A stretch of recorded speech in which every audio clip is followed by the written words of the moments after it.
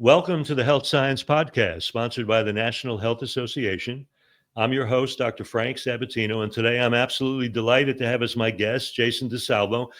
Jason has a long history as an entrepreneur, a businessman, and really a regenerative farmer. We're going to touch on all of this. He is the CEO of several companies, one strategic outpatient services, which actually kind of set up positron emission tomography centers that were outpatient centers. He's also been part of the Clear Mountain project, which is involved helping small entrepreneurial business become more stable, providing financial support and the like. He is the founder, along with his wife, of the Cold Brook Farm, which is a sustainable regenerative farm. So welcome, Jason. It's so good to see you. Welcome to the Health Science Podcast, brought to you by the National Health Association, the oldest organization in the world championing the extraordinary benefits of a whole plant food diet and healthy lifestyle, as well as water-only fasting.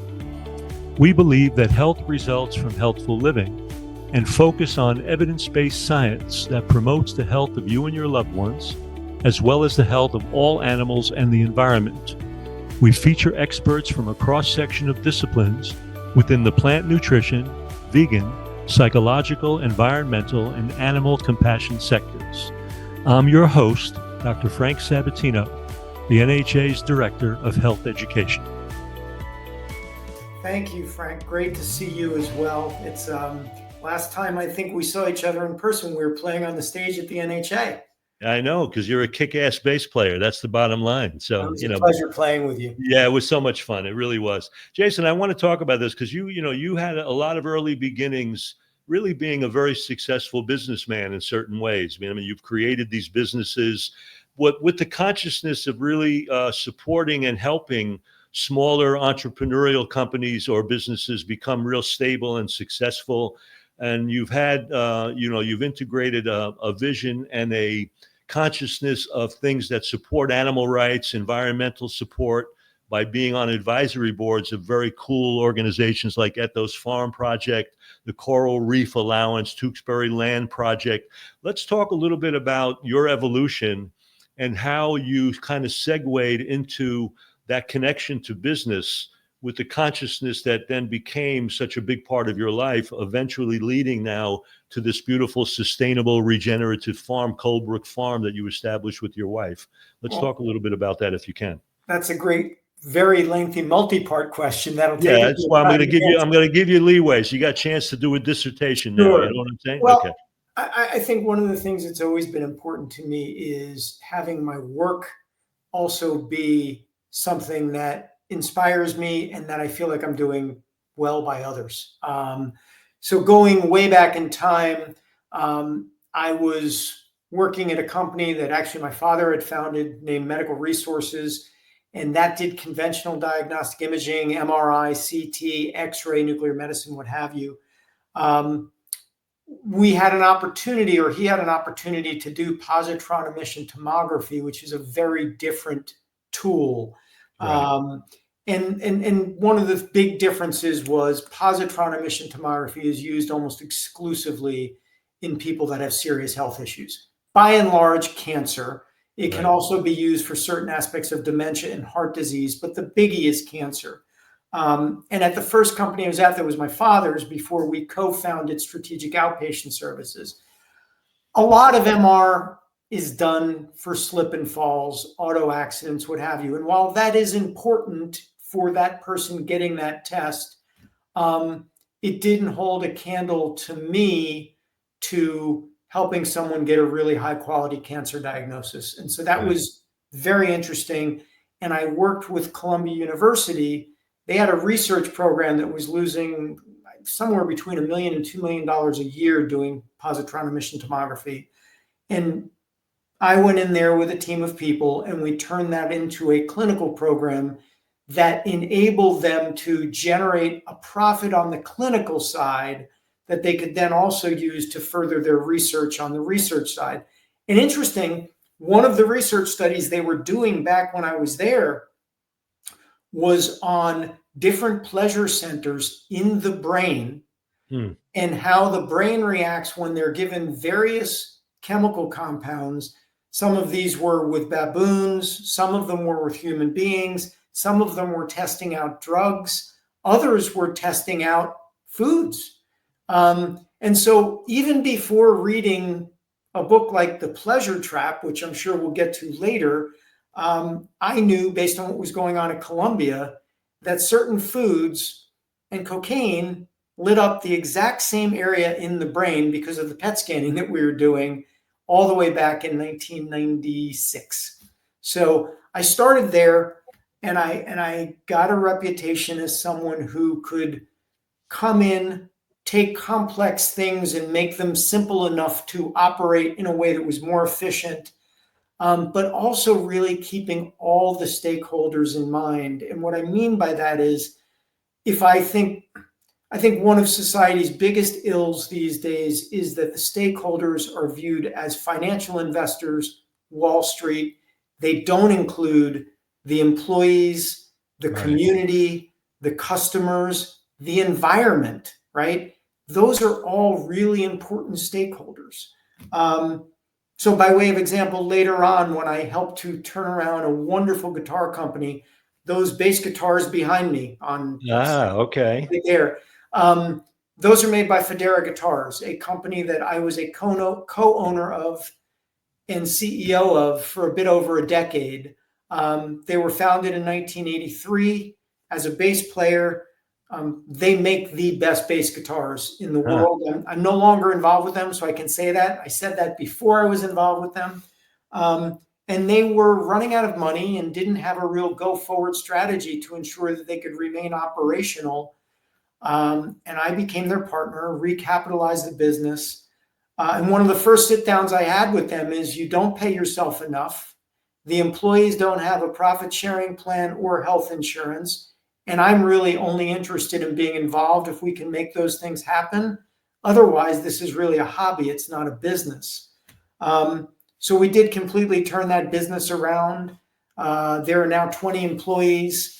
They all have a 401k profit sharing plan. They have health insurance. And I also worked with them to make sure that all of the wood that we were sourcing was sustainable, instead of just buying it from, here, there, and everywhere.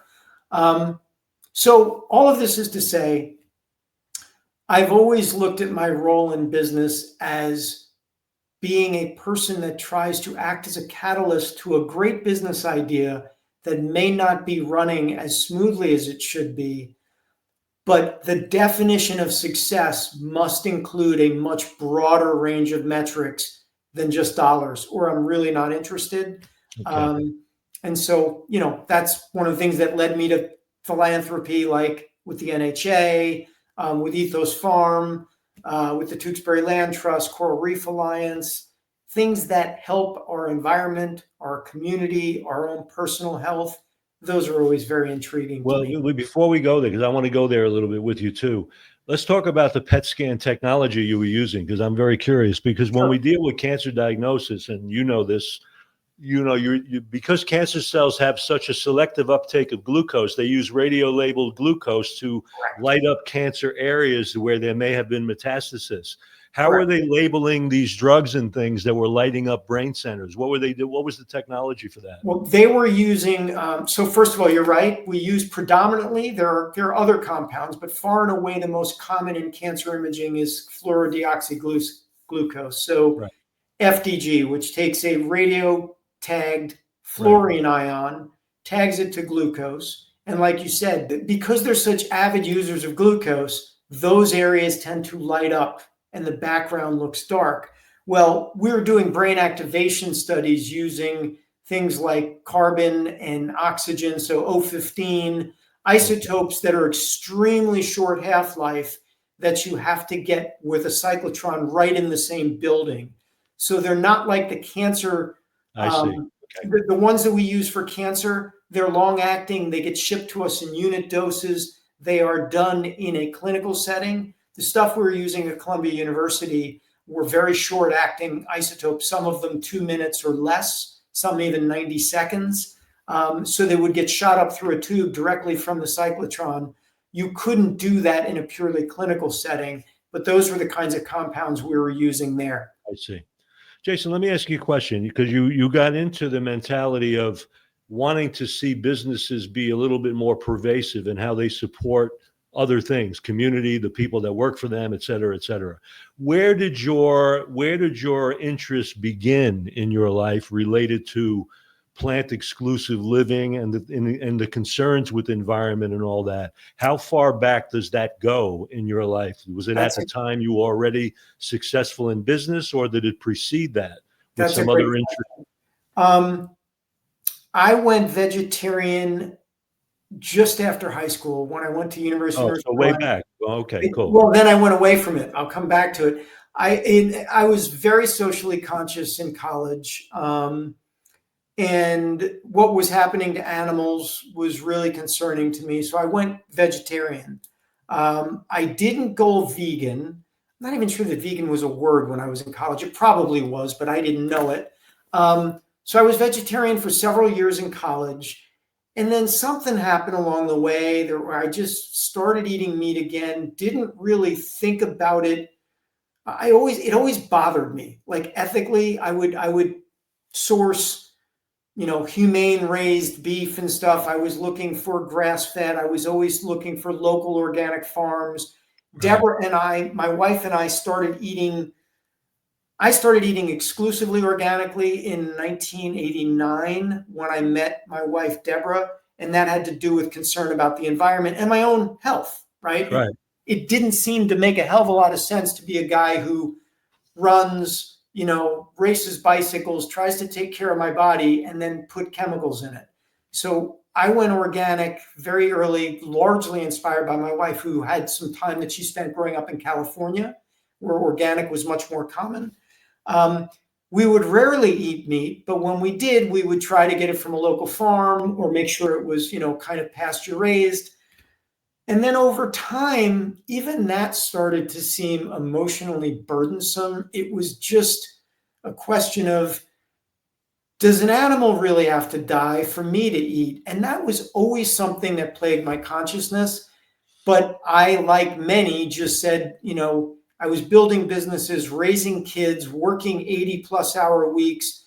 I just didn't see how I had the time to change my lifestyle, because back then there wasn't something like Forks Over Knives on the newsstand. There wasn't a Dr. Weiss at Ethos Farm 8 miles up the road from me. Right. So Deb and I wanted to do something to change, but we had no idea what to do. And we're always under the misconception.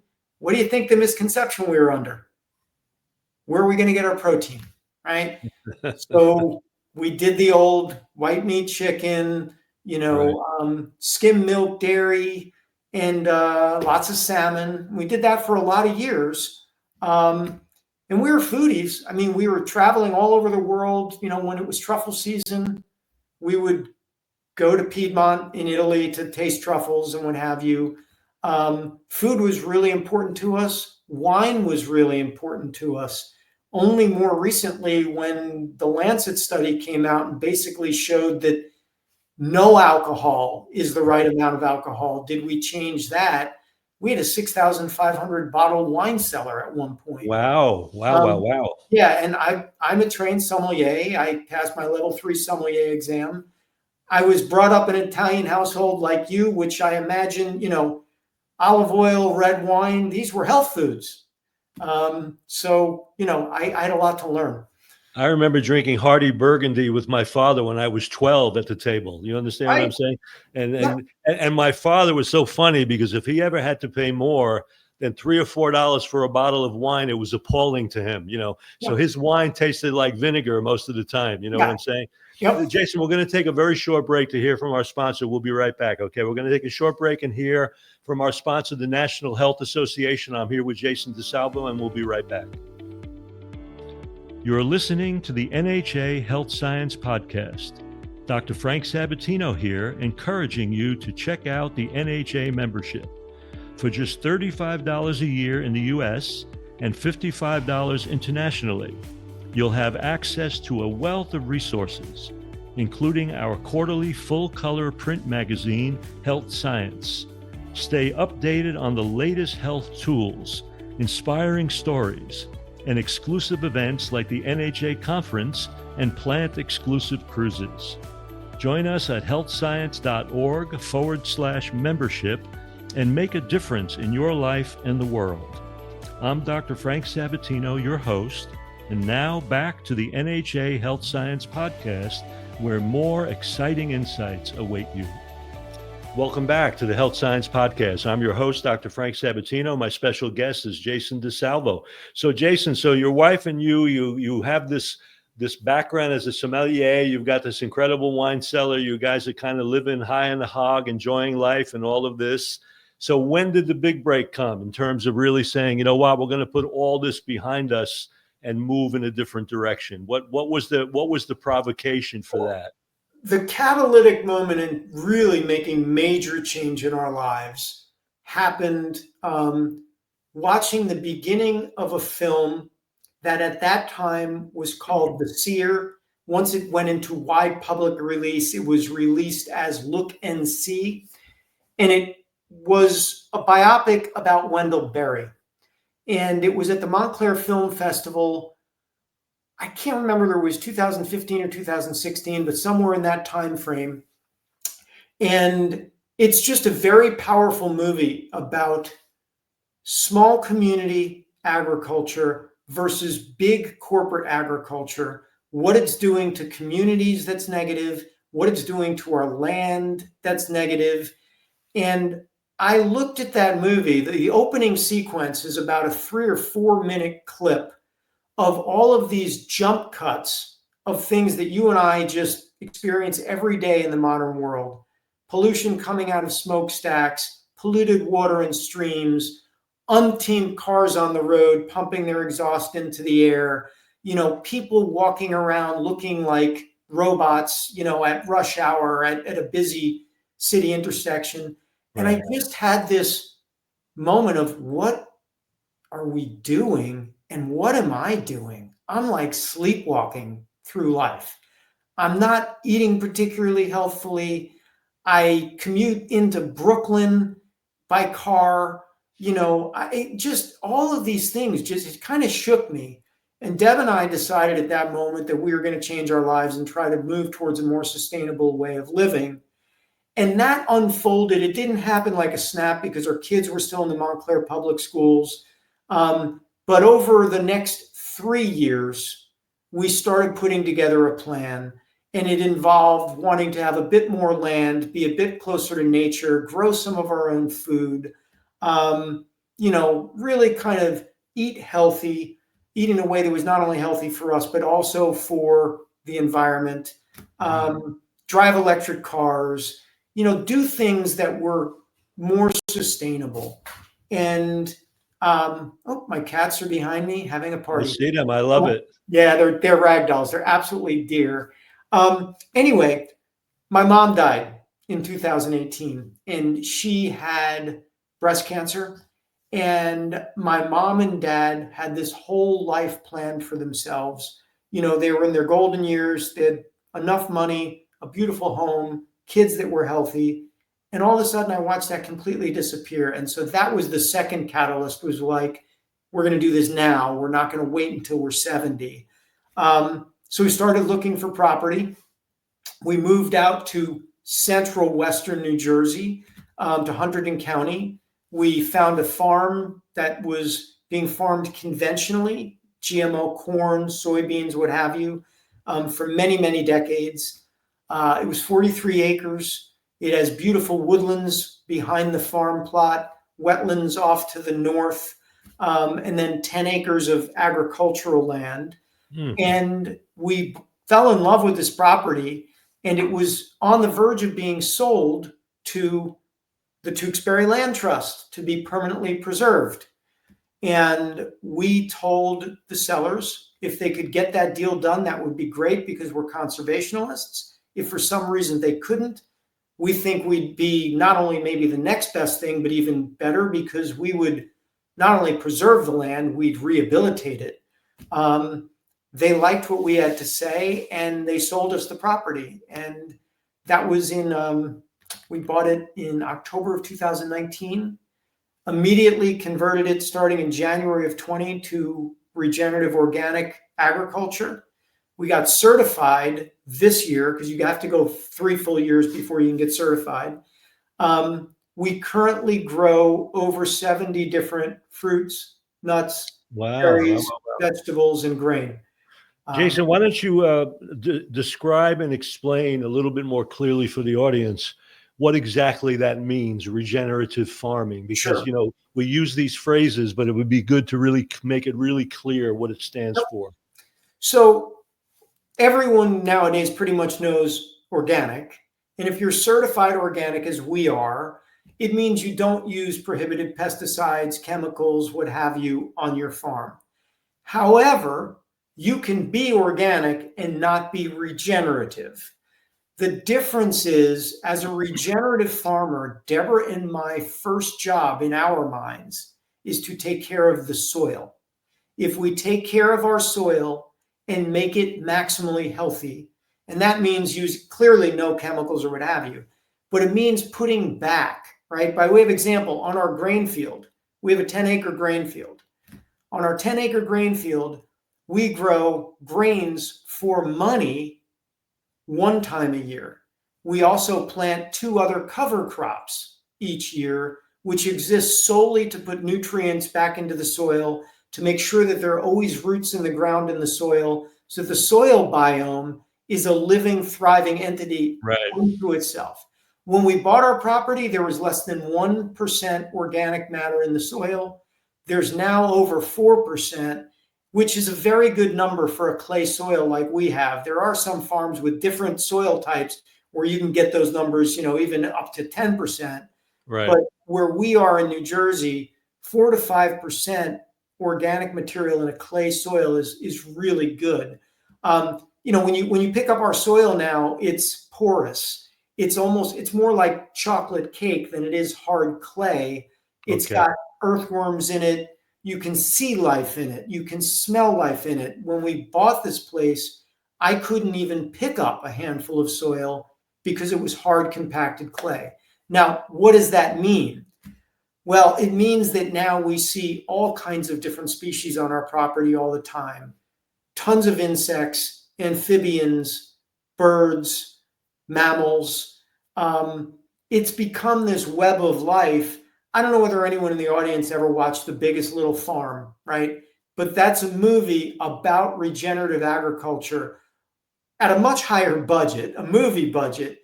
It's in California, which is a different environment than where we are, but exactly the same transformation that happened in that movie, if you've seen it, happened here. And if you haven't seen it, it's a really hopeful movie. And we experienced the same thing.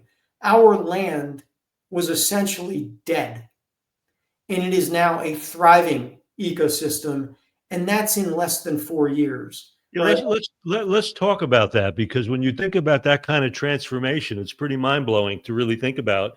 And you weren't talking about, like an acre of land. You had a pretty big piece of property. So what were the steps and obstacles to bringing it back to that kind of life? What Sure. was it that you had to really put into the soil, and how did you have to overcome the devastation of that soil to bring it to the place where it is now? I'll draw a parallel. It's exactly the same process we go through when we convert to a whole food, plant-based, SOS-free diet or lifestyle. You stop hitting your head with a hammer 3 times a day, or in the case of the land, you stop hitting the land with a hammer by getting rid of all those chemicals that they use every year, by minimizing the amount that you till, right? When you disrupt the soil, that's harmful. Right. So we do a light tillage instead of a very heavy tillage. We don't put chemicals on. We grow cover crops that allow there to always be roots in the soil, creating this natural biome. Very interestingly, when you have healthy soil, the micro biome of the soil has identical bacteria to a healthy human gut.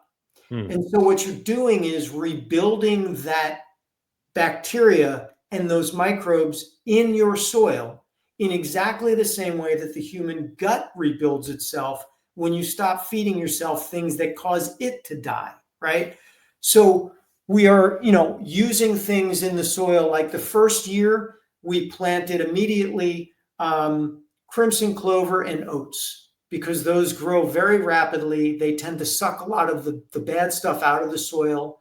And then instead of cutting that down and taking it off the property, we tilled it back into the soil to let it decompose, become part of the biomatter, add organic material to the soil. And then we planted another cover crop, which was a mixture of cowpeas, sunflowers, Sudan grass, a whole, multi-species mix. Right. Whose sole purpose was to put biomatter back into the soil. When that was done, we terminated that crop, let it rest on the soil, tilled it back in. Mm-hmm. And then later that year, we planted a winter wheat that would be harvested the following year. So all of that organic material went back into the soil in our first year. And then we planted our first human crop, which we could not sell as organic, obviously, because we were only in our second full year of farming. Right. When that crop came off, we went immediately into leaving the clover that we had planted. So in other words, when we plant a winter wheat in October, that's going to be harvested the following July. Okay. In February, when the farm is frozen, we will go out and overseed with something like a red clover or what have you. And you just basically put it on top of the soil. And as the soil goes through its freeze frost cycles and thaw cycles, that clover ends up germinating in the spring. It grows underneath your wheat. Your wheat grows high.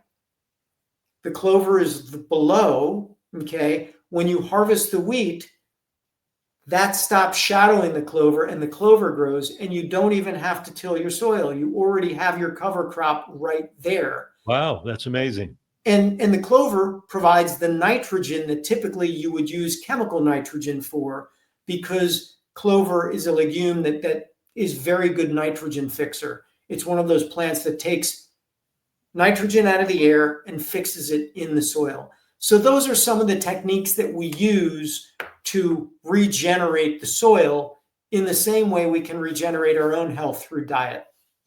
Jason, before we go on, I don't want to lose the opportunity to let people know where you are so they can follow. And if they want to follow and learn more about, how you're living, what you're doing, what's the URL you want them to say it twice while we roll it across the show notes. So it's www.coldbrookfarmnj.com. So that's cold, the word cold, brook, all one word, coldbrookfarmnj.com. And we've got a whole news section on there with articles. We also sell our grain there, and we do ship nationally. Right.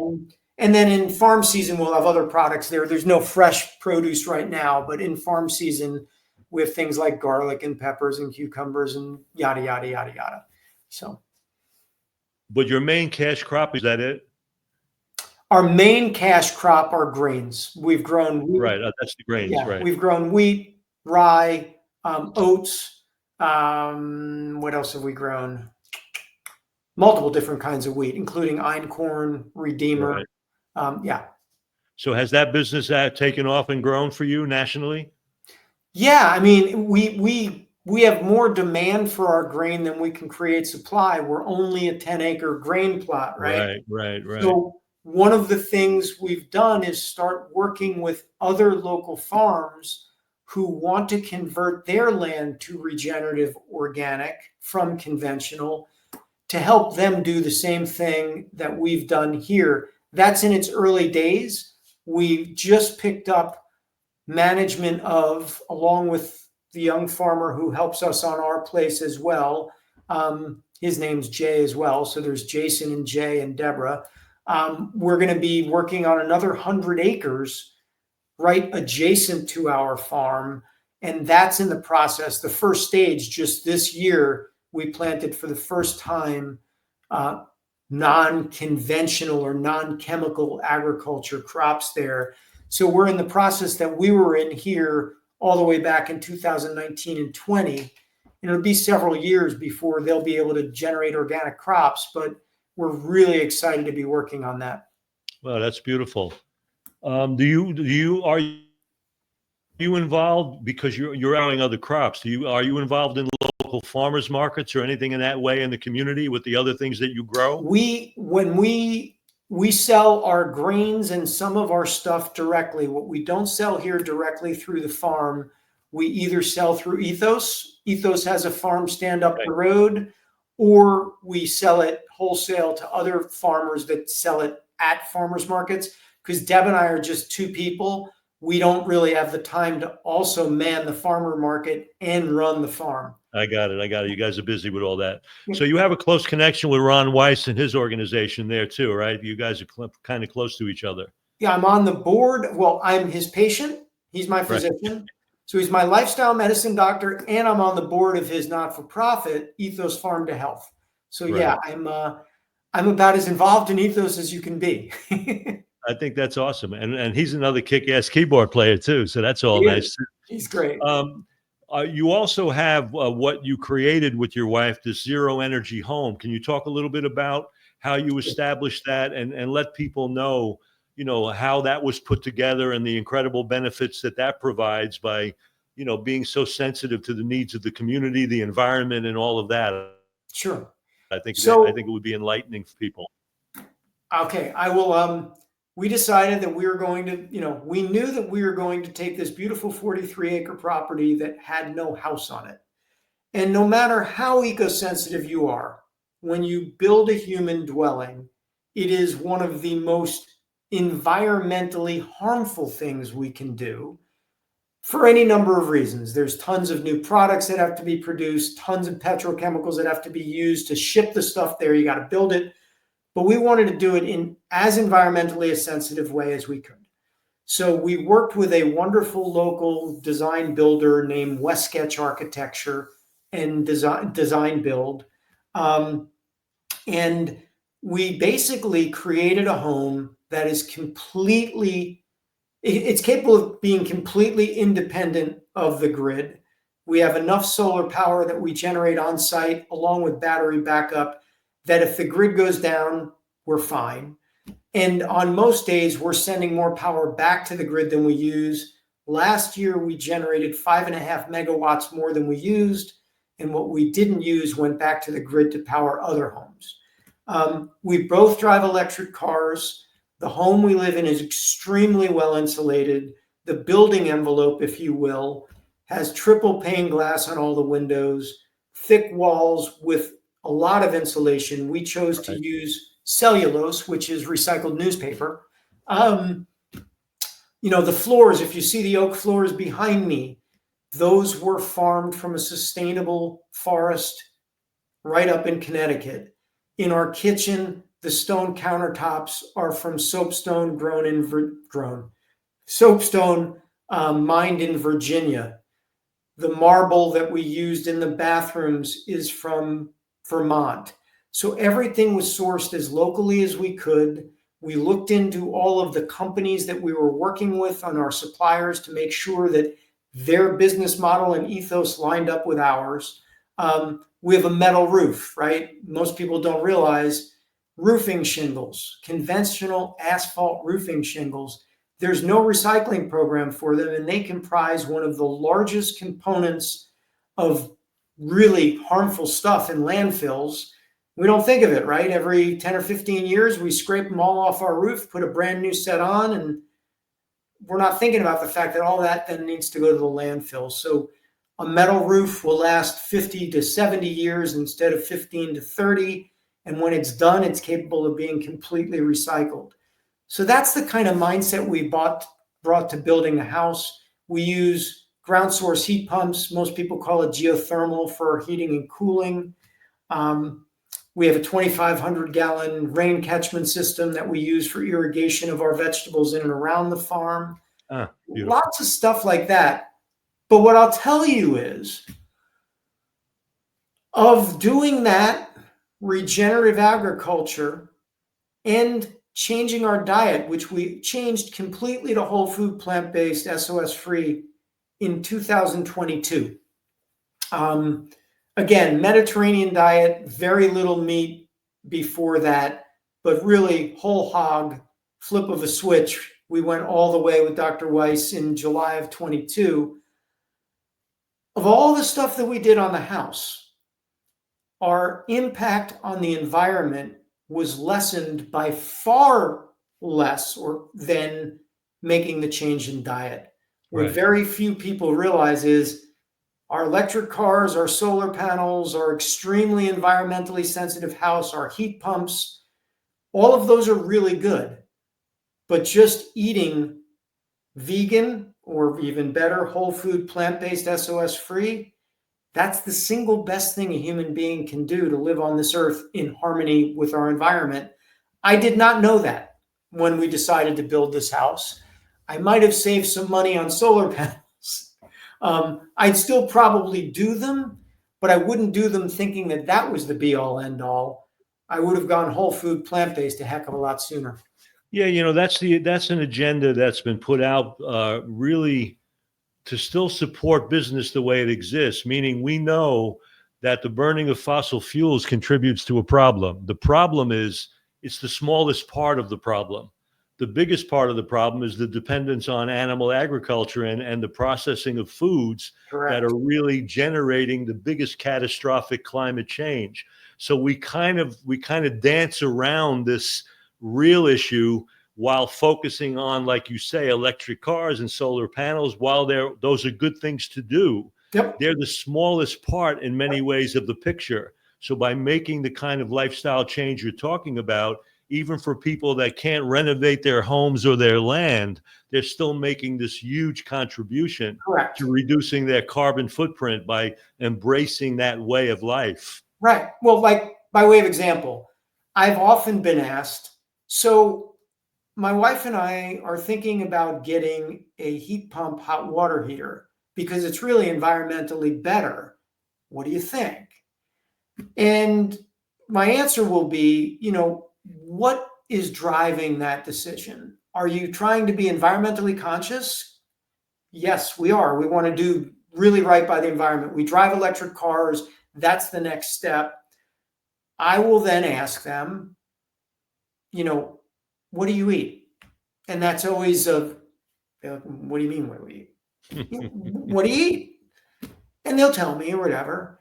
And I'll say, cut out 2 hamburgers a week and you've done more for global warming than your heat pump hot water heater will. And they are usually astounded. Mm-hmm. And I have to be real careful not to get on a soapbox and just leave it and let that sit, right? And then I also do want to nuance something, because life is very complicated. And I think we tend to make things very black and white, and it's not always that way. Mm-hmm. There are farmers who are involved in animal agriculture who are extremely environmentally conscious. They are regenerative farmers, and they are doing incredibly well by our environment. Now, yes, you can have an ethical issue with them having to, at the end of the day, have these animals that are raised in an incredibly healthful environment have that one bad day, right? But I am not personally of the belief that I can stop every person from eating meat. What I do try to do is have people understand and differentiate the difference between small family farms that are farming animals in a very humane way, that are good for the environment, okay, and factory farming, which is an abomination to the animal, it's an abomination to the environment, and it's an abomination to the people that eat that food, who are poisoning themselves with the stuff that's going into those animals. So it's nuanced, but many people, when I answer the question that way, think. And I've had many people who have maybe not gone full on like Deb and me or you, whole food, plant-based, SOS free, but they do now have, my son is a perfect example. He eats vegan Monday through Friday. And on Saturday and Sunday, he allows himself to eat the way he used to eat. He's much healthier physically than he was, much healthier for the environment. And as a 29-year-old, that's what he can bring to the table at this point in time and feel good about it. Right. And I would much rather have people trying to do Vegan Monday than trying to get 100% of the people to do whole food, plant-based, SOS free, because we're just not going to get there immediately. And so it's nuanced, right? Yeah, there's nuances to it. I agree.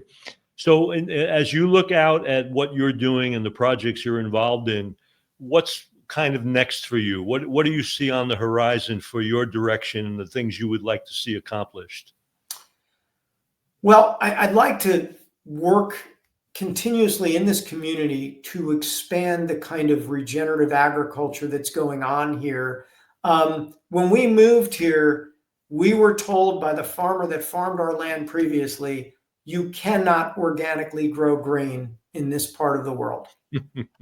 Well, I have or had this much farming experience, and we've been able to get 4 successive years of crops off that were deemed good enough that one of them made its way to Dan Barber's Blue Hill at Stone Barns restaurant in Tarrytown, which is a Michelin 2-star.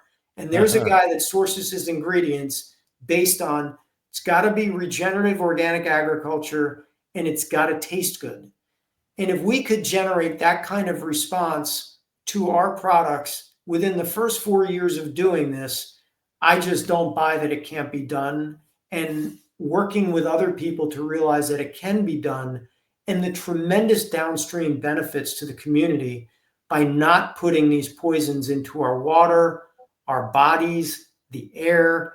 I mean, glaciers on Antarctica now have glyphosate in them because we're using this crap everywhere and it evaporates and goes up into the air. And so, you're eating this stuff every day. We can make a material change, but it's got to be local. And I think there are many people in our area that own farms that just didn't think there was a way to do it. So helping them to take those steps, we're going to try to create a grain processing hub for organic regenerative farmers so that they can process their grains and get them to market more easily. Because grain growing is a very equipment intensive endeavor. You need a combine. You then need a whole bunch of machines to process the grains. So when you're buying a bag of flour in a store, there's a whole series of things that happen after the farmer before you get your flour that need to happen in a small community. And we have to build that because it stopped existing about 150 years ago. Right. So that's next, is really to continue to grow our farm, bring those things into production. Remember, we're growing 70 things, but things like fruit trees and nut trees take 7, 8, 10 years before years, right. Yeah. So we're working on that. And then we're working with local people to try and expand the grain hub here. There's another wonderful entity called River Valley Community Grains just up the road that works with farmers in a way similarly to what we do. And they've been a real catalyst in this area. So hats off to them. So there's this growing movement in this area towards a much healthier way of agriculture. And when you think about it, you can affect hundreds of acres in a relatively short period of time that can have a very powerful catalytic effect on the health of the environment in this area. That's beautiful. Jason, as we wind this down, do you have any kind of final words or thoughts you'd like to share with the audience out here? Obviously, they're tuning into an NHA podcast, so they do know something about NHA. I will say, between Dr. Weiss and the NHA, those two, Ethos and Dr. Weiss and NHA, have had a more profound effect on my personal health and well-being than anything before in my life. And it's really incredible. I'm 57, about to be 58, and I am healthier physiologically in every way than I was when I was 25.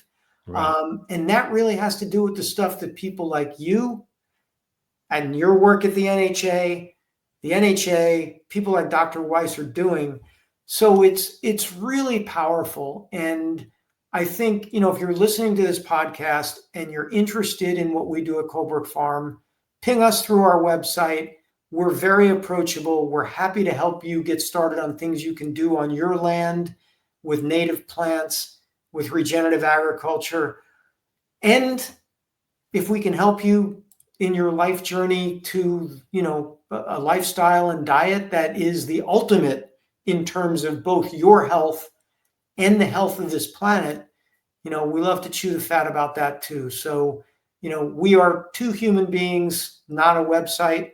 We're very approachable, and anything we can do to help your listenership to give back in the same way that you and Mark and Wanda and the whole team at NHA have given to us, that's what it's about. It's about creating the virtuous circle. I can't thank my guest, Jason DeSalvo, enough for joining us today, sharing his insight and the work that he's been doing to really help in the regeneration of really our food supply, the land, and all of these wonderful things that we need to do now. There's not a time for incremental change. The house is burning. We need to really be active. I urge you to follow Jason and his wife at Cold Brook Farm. The show notes will show the URL. And I can't urge you enough to really think about purchasing the grains and things that they provide, because the truth is even all organic grains are not created equal. And we know that. And so when you're really taking advantage of these regenerative farming methods, you're getting the highest quality food supply that you can really access at this time in your life. So I urge you to follow and participate in that. And I want to thank everybody that's joined us today, because I want to thank you for being part of this active and healthy community, because we can't do what we do without you. And I want to thank you for joining us. And on behalf of the National Health Association, the NHA, I'm your host, Dr. Frank Sabatino, and I look forward to being with you on the next episode of the Health Science Podcast. Jason, thank you so much. Thanks, Frank. Really appreciate it. Great to see you. Great to see you. Great to see you too. You've been listening to the Health Science Podcast, brought to you by the National Health Association.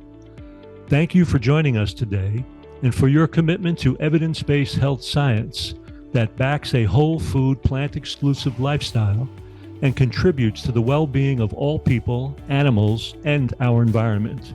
I'm your host, Dr. Frank Sabatino. Be sure to leave a rating and a review, and we'll see you on the next show.